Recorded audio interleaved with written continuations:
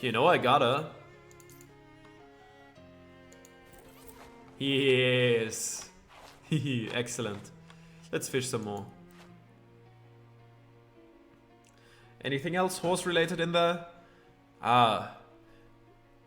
Nice. You caught a rubber sole. You toss it in your fish sack. Nice. Let's keep fishing. Nice. You caught a pickleback nibbler. You toss it in your fish sack. Looks like you've caught everything that was here. Okay then. We actually use this well for water, so please don't throw meat into it. Let's fish. Are we gonna fish some meat out of it? Yes. Let's continue. We're doing them a service and getting paid for it. More meat.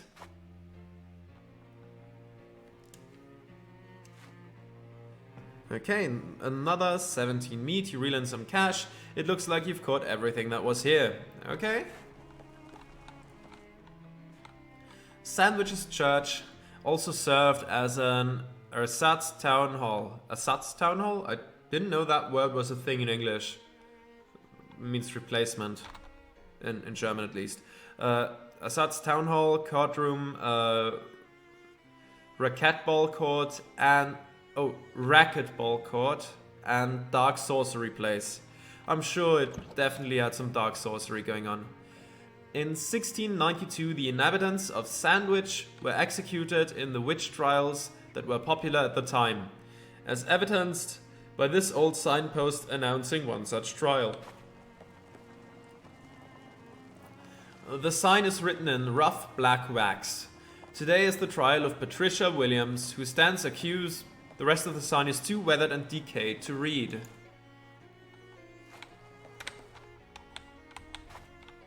The altar where the town's witches performed their horrifying sacrifices. Note the bloodstains. An old and dilapidated church altar. There are some brown splotches in the corner that could possibly be bloodstains. Yeah. Nice gazebo. This sign reads, Sandwich Gazebo. Vagrants not welcome. That's not very friendly. Oh, I can't enter it. Traces of strange plant matter in these tubs prove that they were used for brewing all kinds of horrible potions.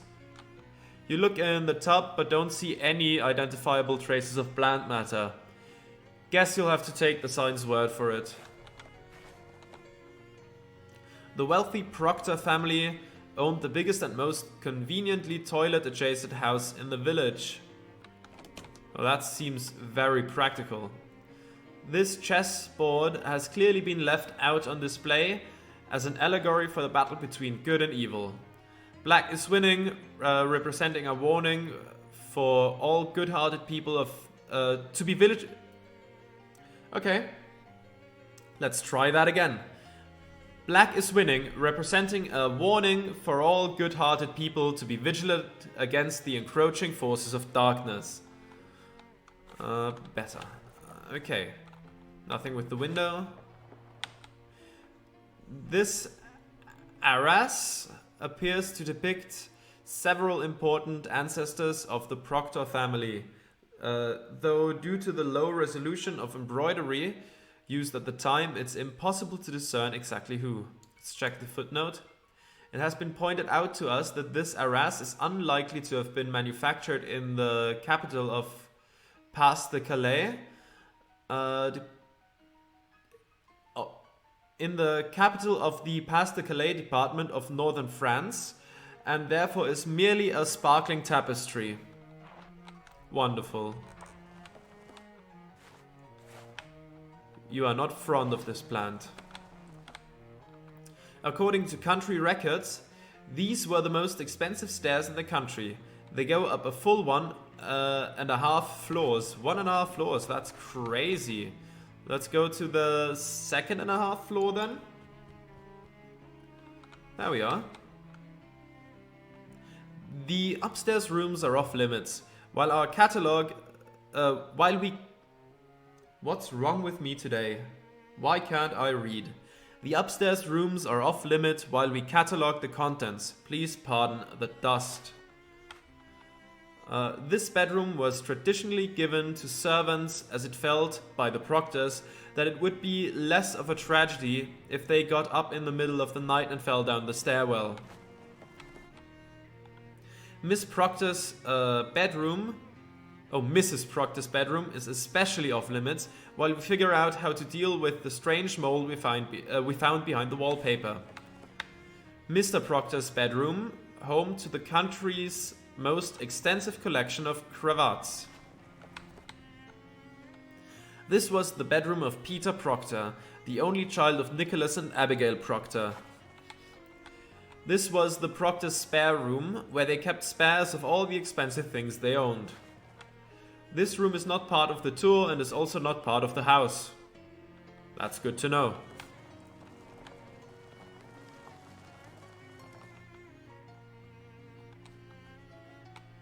Ah, there we can go down. Okay, wonderful.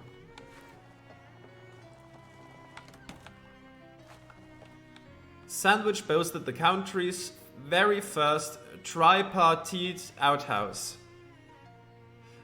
Please do not attempt to use it, it's very old. A more modern convenience has been provided for your modern conveniences. I will avail myself to it. All three doors go to the same place.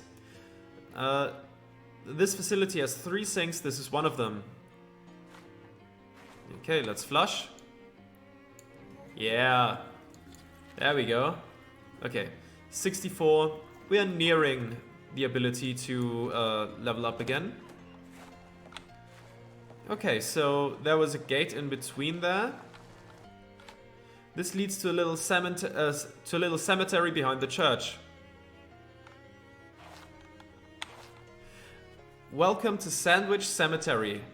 Please be respectful of the graves. Also, check out how many of them were terrifying witches who were executed in the witch trials of 1692.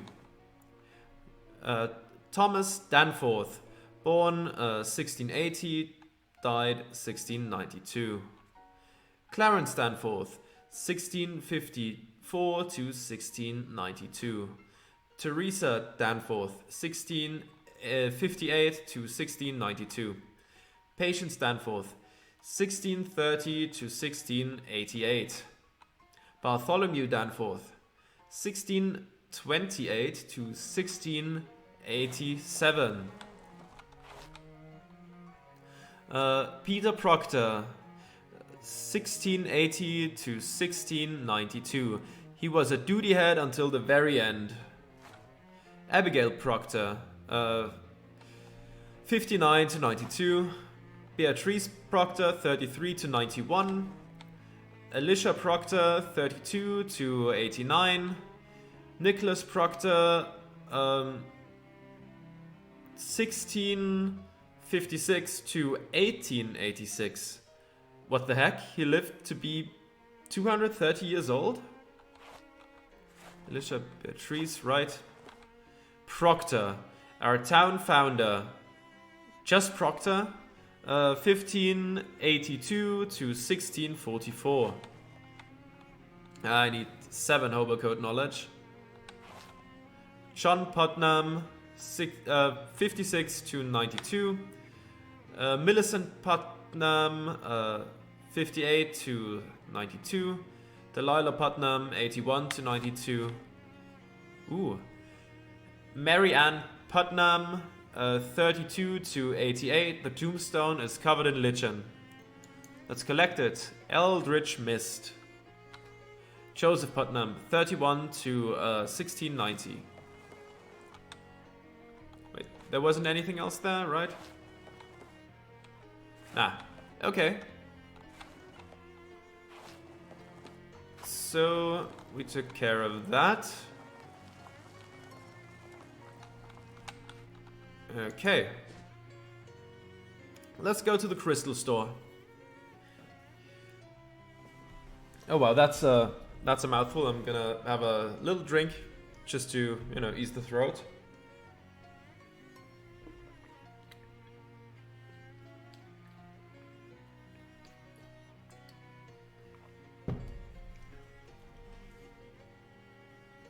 You pull up short, having nearly walked straight into a huge spiderweb while you weren't paying attention.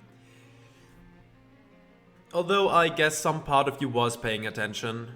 Good job, whatever part that was. You turn and head in another direction and soon find yourself stopped by another big spiderweb. So you turn around and try another direction. Nope, that path ends in a big spiderweb as well. Looks like the attention-paying part of you wasn't paying enough of it to keep you from getting lost in a huge spiderweb maze. Maybe in the future you should pay attention to these things yourself, instead of just delegating. Yeah, let's just solve the maze. I assume plowing through it would give us a debuff. With some careful mental mapping, you eventually manage to navigate your way out of the maze. Somewhere nearby, you hear a chittering noise that is probably the spider equivalent of shocks. Well, seems reasonable, honestly. Crystals.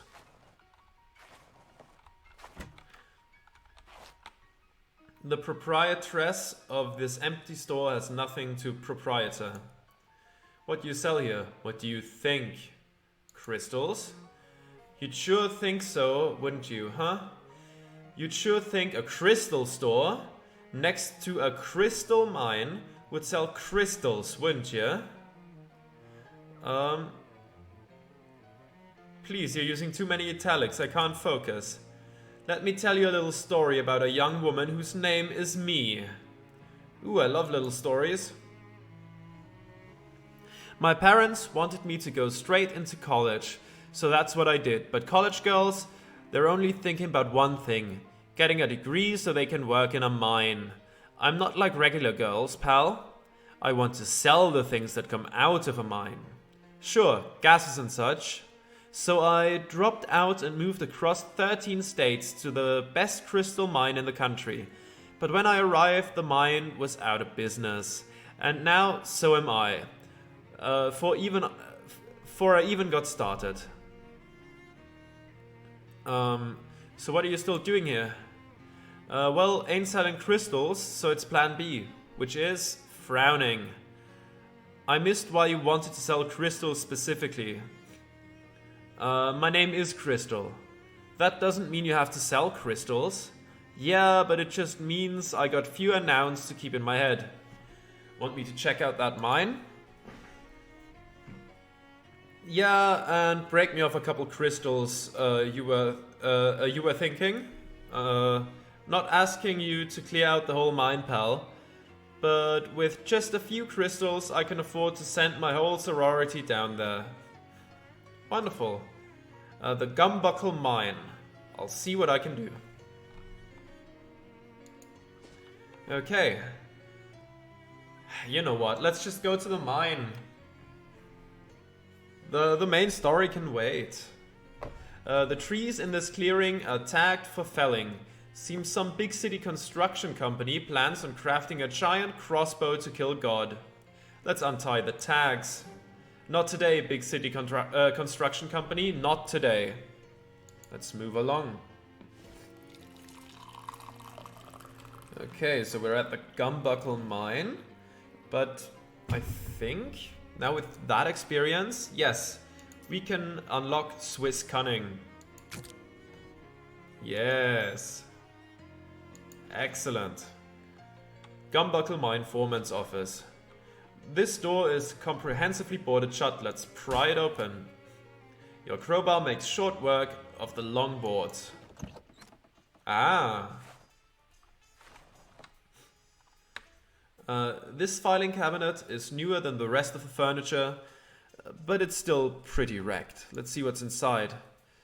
Flip file flip-flops?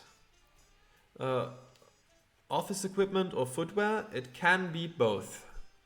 Alright. You know what we do with that sort of stuff? Yes! It makes a fucking piano sound. You love to see it. There's nothing on this desk except a very old pink slip. The reason for termination is listed as shirking of elevator maintenance duties. This little radio is playing some big band music. The cabinet is securely locked. Okay, Look, they're funny, but the sound is getting a bit annoying. So what are we gonna go with? Let's go with the saddle shoes. Sure. Yes, scoot around the ground. I mean, it's also noisy, but it feels more like ambient sound. Let's see what's around here first. Okay, there's an elevator. Okay, rusted into total functionlessness. Let's step through then. It's a 1906 calendar. A desk with nothing on it, with nothing on or in or under or behind it. A huge disappointment, really. An empty birdcage. They must have run out of canaries. This version of the cabinet looks unlocked. Let's look inside. Unfortunately, this version of the cabinet is empty. There's a jacket hanging on the coat rack, which I guess makes it technically a jacket rack. Let's search the jacket. There's a key in the pocket. You got an item, gumbuckle mine cabinet key. Excellent.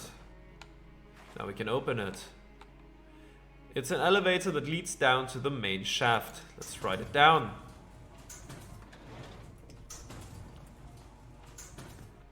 I remember in West of Loathing, the sepia filter was an option, was like optional to turn on in the menu as nostalgia mode.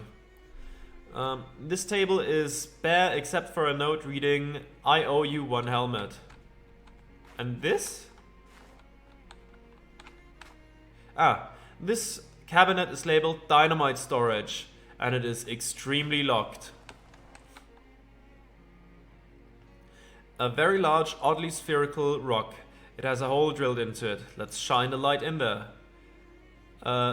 Your flashlight reveals sparkly colored crystals inside. It's a geode. That's nice. I assume we could place a dynamite in there. And I assume we can get some dynamite out of there. If we go up, go through the door, unlock the storage locker or whatever it was in the present, and get the item from there. Let's unlock it. The cabinet is empty except for one can of elevator grease. Okay. Not quite the solution I thought it would be, but that's also fine. It's too far gone for grease to help at this point.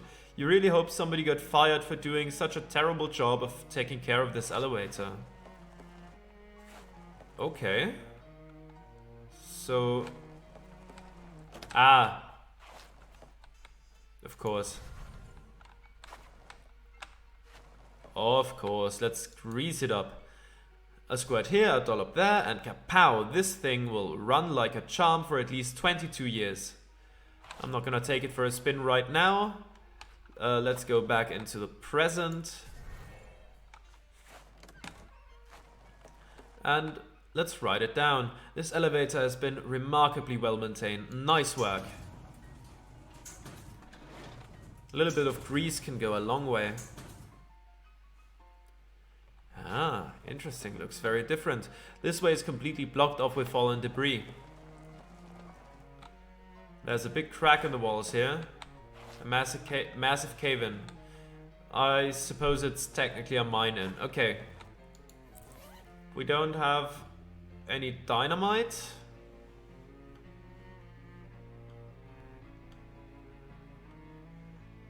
Okay.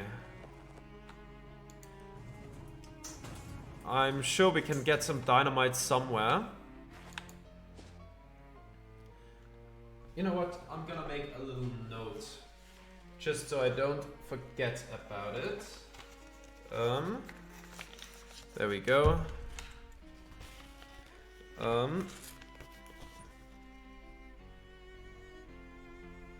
Dynamite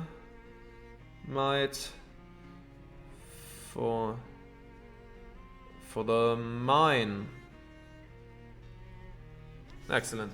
I'll keep some notes here because, you know, you always need some items somewhere, and over time you just kind of forget about it. So I think having a note is a decent shout. Let's go to the junkyard then.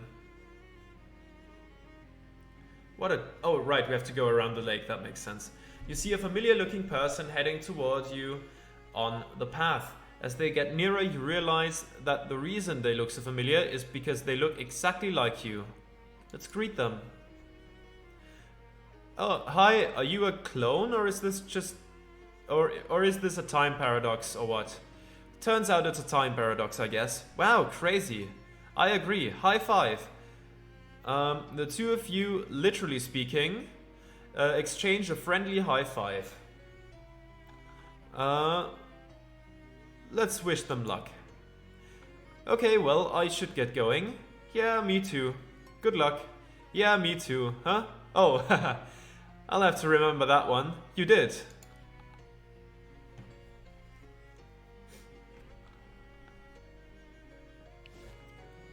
Oh yeah, this is a junkyard, alright.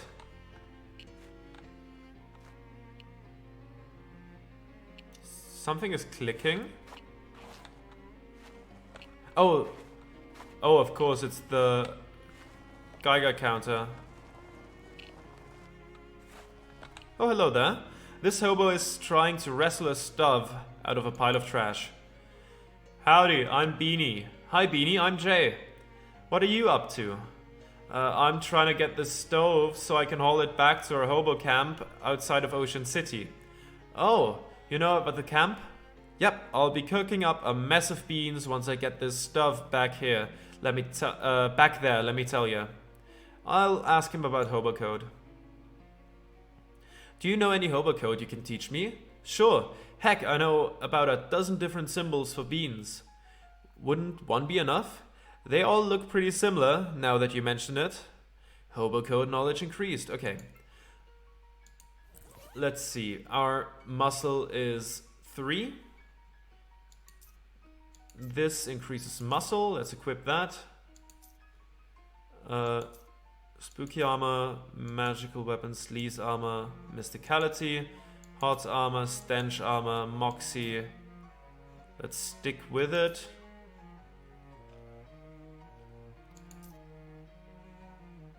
Ah, we have to equip that, okay.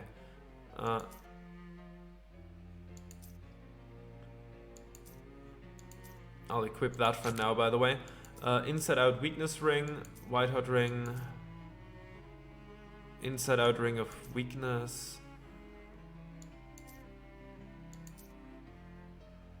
Okay, nothing that's helpful. Mysticality, sleaze armor, max HP, hot armor. Okay. So, without that... Okay, do we have anything else that's muscle? Muscle and 5 maximum HP. Okay, so we already had the muscle one, okay. Okay, so we have to go with, like, potions and food. Right. Potions. Sleaze armor by 3, moxie by 1. Mysticality. Muscle by 1. Hot armor by 3, muscle by 1. Stench armor by 1. AP by 1, moxie by 1. Sleaze armor, fairy dust. Okay, let's drink some tea. Wonderful. Let's go to the food. Ah, I don't have anything that raises my muscle any further. Ooh, I need sleaze armor for that. What else was that? Oh, talking to sleaze armor, I think I should have that, right? But which one was it?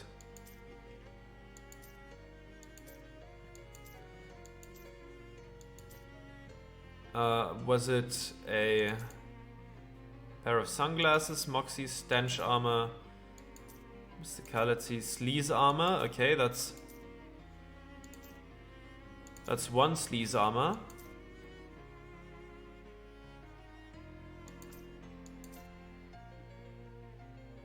No sleaze armor here.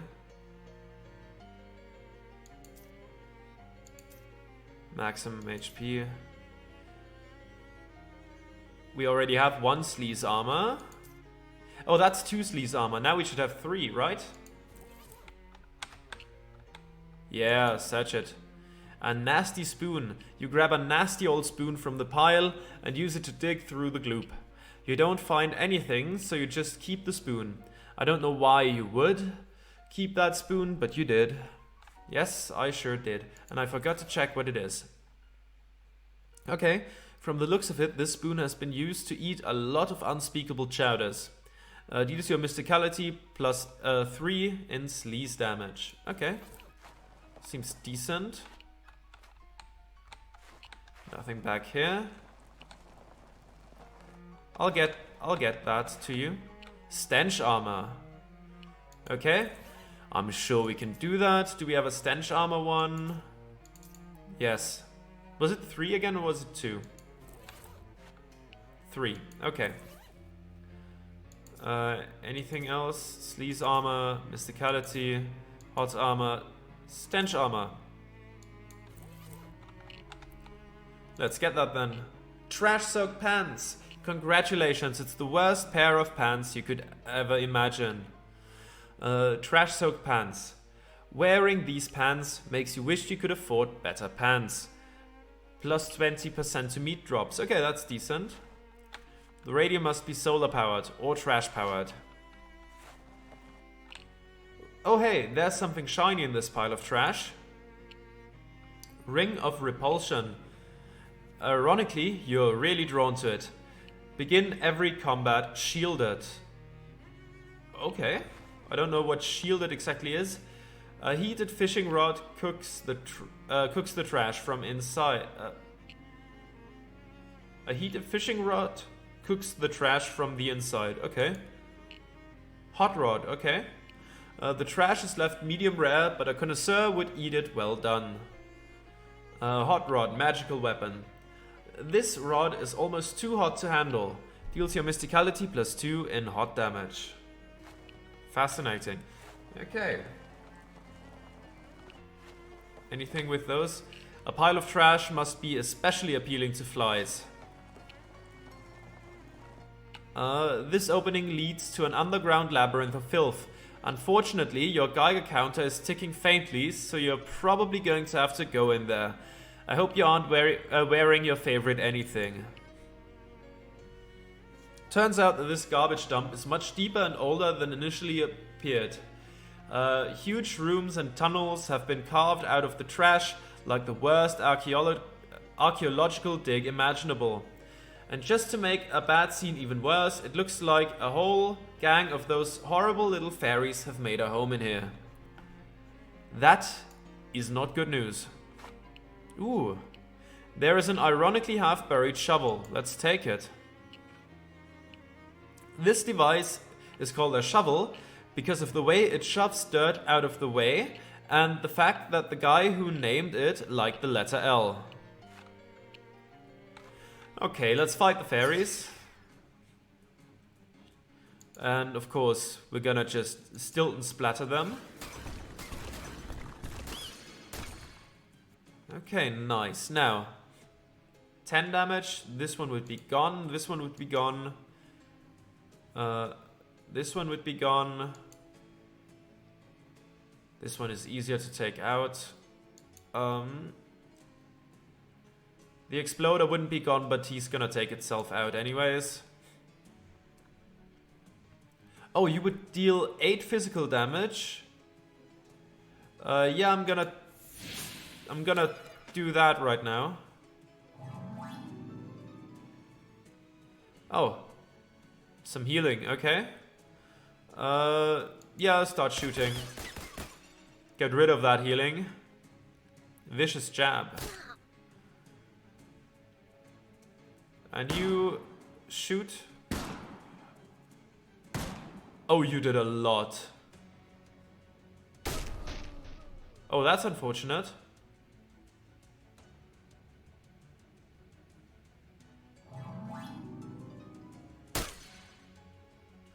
Okay, I don't know if we can do this. Yeah, let's try to... none taken out. Kapow, kapow, bam, and boom. Some more healing. I don't know if I can out-damage them. I think this is not gonna go well overall.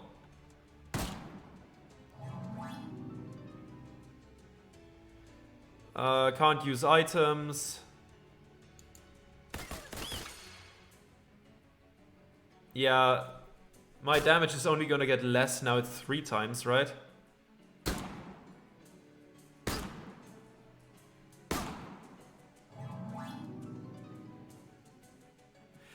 Yeah, I think we're gonna have to surrender.